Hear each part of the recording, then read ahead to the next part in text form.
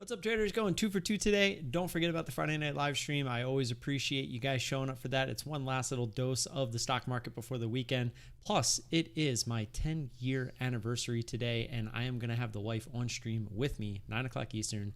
Be there. Let's get to it.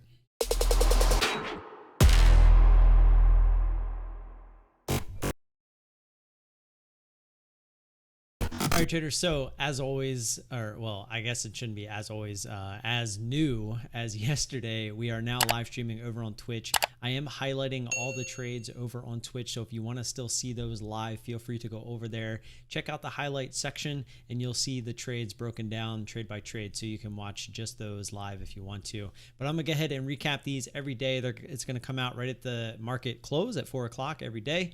And that's just how I'm gonna run things for a little while. I think it's just easier. It's less stress on me. I don't have to rush to get the videos out every day, have everything highlighted over on Twitch. I feel like it just feels a little bit normal that way. So that's how we're going to run with it. So ENDP, there really wasn't too much going on this morning. We finally got a little bit of a move from EDNP, previous resistance down here, 265, and then it made a new previous resistance right here at 285.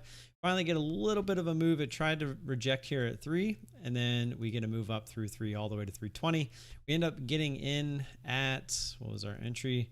315 with a high of 319. So pretty good there. Comes back down, retest 3. We put an order out for half. Actually, we put the whole order out at, I think, 303. I don't have the orders up right now because I accidentally restarted my computer, so I'd have to restart everything. But yeah, it didn't want to get there, and so we ended up taking half at 308, looking for the rest to come back down to get through 3, hopefully come down and retest this previous high from earlier in the day. However, as you can see, it didn't, and we ended up taking the rest off right at break even. It did end up going higher, so we were right. It didn't want to test 3. I don't really know why. It was just really strong, and it just started to grind a little bit, and it never wanted to test 3. So when that became apparent, I wasn't going to let this thing go to high of day to give anything back. Said either it tests 3 and goes through, or we're going to stop at break even. We ended up stopping out. Actually, I think a little bit better than break even. If we zoom in on this, we basically tried to play the break of these candles here, and we ended up getting just a little bit of slippage. So no big deal there. Decent little trade. It was, I mean, nothing big. Like I said, it wasn't an A+ setup, so we didn't go A+ size, and that was that. Now on to the fun trade today, HXL. This was, at the time, I'm going to do what I did earlier. So if we go like this and we look at the trade from when we got in, you're going to see it takes off here. So this is the candle that we saw. Here's previous resistance from yesterday's high, and the volume wasn't that bad. It wasn't like Vaughn. It wasn't volume out of nowhere. It looked like we had some volume, and then it kind of died off, and then it started to ramp up towards high of day, and then we get the para. So to me, this felt normal, like just a normal para. It didn't feel like it was news, all that good stuff. And it actually struggled a little bit here at 5650, like 5670 area. And I wasn't a huge fan of it in that moment. But then it went up through 57 and it stalled right there at like 5720, 5730. And right as I felt that stall, I was like, okay, this is much better than getting in down here at 5670 area.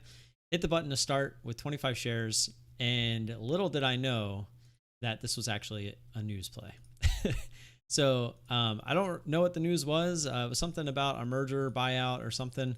I don't know exactly, but really fast, I was down. My max sauce right now is $200. I moved it from 300 to 200 because I actually explained this on stream, but there is no reason for me to leave it up at 6x my goal when I'm never getting even to 4x my goal in any trade. Like if something goes 4x against me, the odds are I'm in a bad trade. And the closest I've really got to 6x has been around 3x. So I figured, why not bring it down to 4x? So if for some reason I get into a trade that is going against me, I don't have to worry about waiting for that max sauce, which is so far away. I can just realize, and a lot of times it didn't even matter anyways, because even like this one, we were way early. We ended up getting one ad at the next sign of a jiggle, and then I realized that it was still going. It actually tried to halt up here for a split second. I wanted to not cut ad there at the halt, but at the same time, I realized that we were in news once it shot up on that second candle. I was like, okay, this isn't just a para. This is some kind of news, because you could feel the volume just kind of come out of nowhere. And I absolutely was ready to cut this if it did go into a halt, because I didn't want to get stuck in one where it halted and then, like, say the buyout's at $70, et cetera, and then screwed, right? So I was ready to cut. Once I realized it was trying to back off, it set a high, it came down, it popped back up, started to come back down again. I was like, okay, I'm gonna get one ad here, try to get my average up to so I can get out if it's coming down to 50% of the move, which is what we look for normally. And this is obviously no longer the trade that I was looking to be a part of. So I'm really just looking to get out of this unscathed. So at the top here, I did the math. We were down about $133 of the $200 max loss that we have in place. So even if we were to stop out and get some slippage or whatever, say we lose $150, still only 3x. And this is nowhere near the trade that we wanted. Because it's, we don't like being in these news trades, especially ones where, they were as volatile as this one was. If you want to go watch this one live, I recommend it because it definitely caught me off guard. I wasn't ready for it. It was a slow day. And then, I'm like, oh, we finally get a decent move. And then all of a sudden, rocket ship. And I was like, what's going on here? So we get one last ad with the intentions of cutting at high of day, which you can see it got pretty close. And then we get a nice little sharp move back down. Now our average was at 50, or was it? I think it was at 40, 49 or 42. I think it was 42, 58, 42. It was right around here. It comes down. We had an order at 34, 58, 34 for 50 of the 75 shares. This was a 111. And it literally came down to us on the bid. Again, go watch it on the live stream. And it just wouldn't fill us. And the ask was still up at like 60 or something like that. And then all of a sudden, the bid started to come up and the ask went with it. The ask was at actually like 58.90. And I went to take off 25 of the 50 shares or 75 shares to leave us with 50. And it actually filled us at like 77. Let me see. I can probably, this line is getting in the way. Let's move it. So yeah, it filled us at 58.77.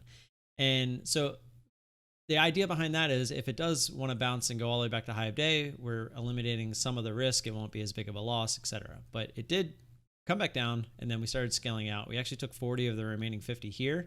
And then when it came back down towards this 57.50, it showed just a little bit of a possible bounce. This was a huge move, about 50% of the entire move.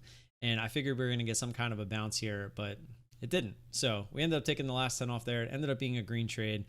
And in my eyes, I was very happy with that because I was in a trade I didn't want to be in anymore. But we stuck to our plan, when this stuff happens, try to keep our average up, find that top, add some size on the other side of it as close to the top as possible. And then if it goes high of day, we stop out and we take the loss, and it sucks. But fortunately, that didn't happen. It came down, gave us a green trade, and we got out unscathed, let alone we were green.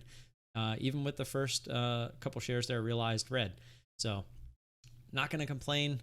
It was overall, we actually had like 3 trades like that this week where they went against us fairly decently, and we ended up making money on, I think, 2 of them. The other one was basically break even, but red. And I'm not going to complain. The other 2, though, were FOMO based. This one was not FOMO based. This was just one that we kind of got caught on the wrong side of the news, and it happens. So that's all I got. Don't forget to like and subscribe. Always appreciate that support. Again, over on Twitch, live streaming every morning that we're trading. So feel free to go over there, follow, subscribe if you want. We've had some really good support over there. I appreciate everyone that's been over there already. And I do like it. It's just a better streaming platform. The latency is next to none there. There's some other cool things as far as games, giveaways, and stuff like that we're going to be doing over there. And I'm just excited to keep on rolling with that. So I will either see you tonight, 9 o'clock Eastern, or have a good weekend. I'll see you Monday morning. Peace.